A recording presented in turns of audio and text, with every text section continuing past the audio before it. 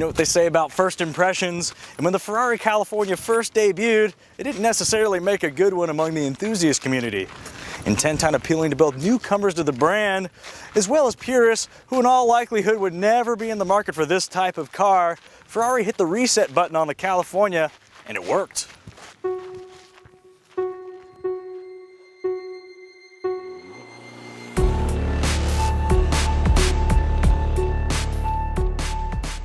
Now dubbed the California T for its forced inducted nature, there's a lot more to Ferrari's entry-level Grand Tourer than meets the eye. For instance, every inch of sheet metal, save for the roof panel, has been reshaped ever so slightly to improve aero efficiency and increase airflow through the engine bay. 15 seconds is about all it takes for the retractable hardtop to open or close, but you must be at a complete stop to do so on account of its lightweight architecture. Since this is a GT car after all, manners matter, and the California T is well behaved in an urban environment. Outward visibility is actually pretty good as far as convertibles go. The ride is firm, but it doesn't beat you up. And the cabin is actually really quiet. In fact, when the top is up, I'm constantly forgetting that this is a convertible.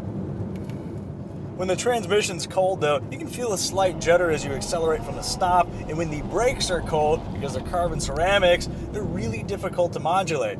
But once everything heats up, everything smooths out. And let's face it, when you first wake up, you're not at your best either.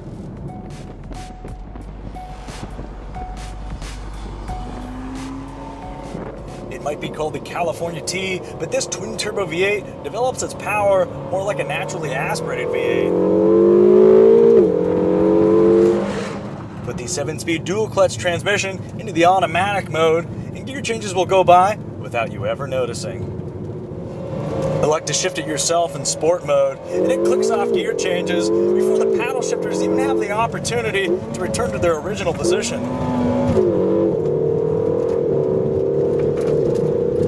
And then there's the brakes. Lock them up, and you'll find yourself doing a push-up off the steering wheel. When you enter a corner with way too much speed in most cars, your face is typically plastered with that quasi-constipated cringe in anticipation of the rear wheels losing traction or the front wheels pushing straight through the corner. In this, the balance and predictability of the steering, chassis, and suspension makes recoveries incredibly simple, regardless of your skill level.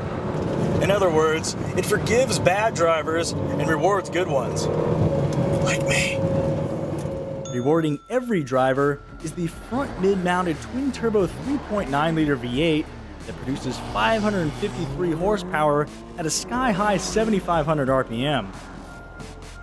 Retaining Ferrari's preferred 47 front, 53 rear weight distribution, the first turbocharged engine to come out of Maranello in more than 25 years, can catapult the California T from 0 to 60 in about 3.5 seconds with the added assistance of standard launch control. Peak torque stands at 557 pound-feet, but is capped at 445 pound-feet in the first 3 gears, so as to maintain the linear acceleration curve of a normally aspirated engine. And while the exhaust note is slightly more subdued than the fever-pitched wail of the outgoing model, this reduction in aural intensity fully befits the newly polished driving experience. With the top down, everything about the California T begins to make sense. The low, unobtrusive windshield header means there's no need to stare at the sky like a goon to stimulate the sensation of open-top driving. Wind turbulence is essentially a non-issue with all 4 windows in place, and the trunk offers just enough space for a small carry-on in both coupe and convertible form.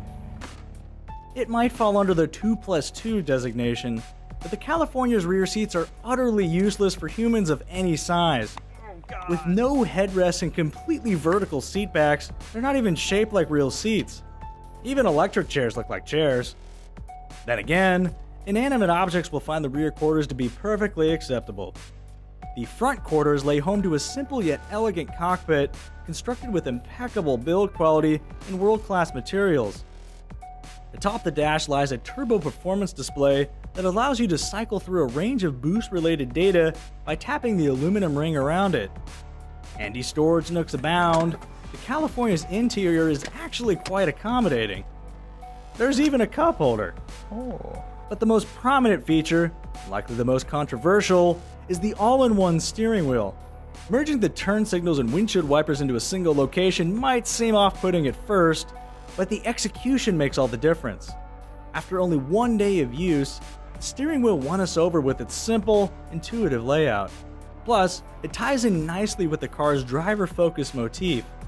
Of course, all this transcendent goodness comes at a price, and that price begins just north of $200,000. If that's a deal breaker, then perhaps you should consider the equally Italian Maserati Gran Turismo convertible, more feature-rich Mercedes AMG SL63, or all-wheel drive Audi R8 V10. If it's not, then you might want to take a closer look at the Ferrari's option sheet. In the name of weight savings and a bigger profit margin, the California's standard equipment roster is a bit stingy.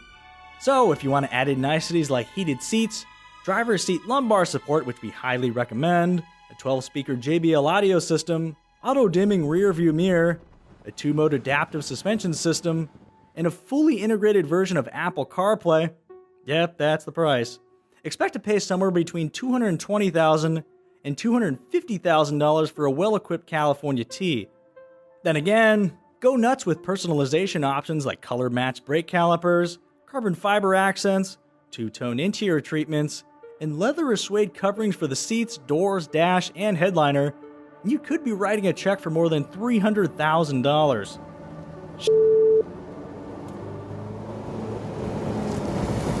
It isn't the flashiest exotic on the market, but that's kind of the point.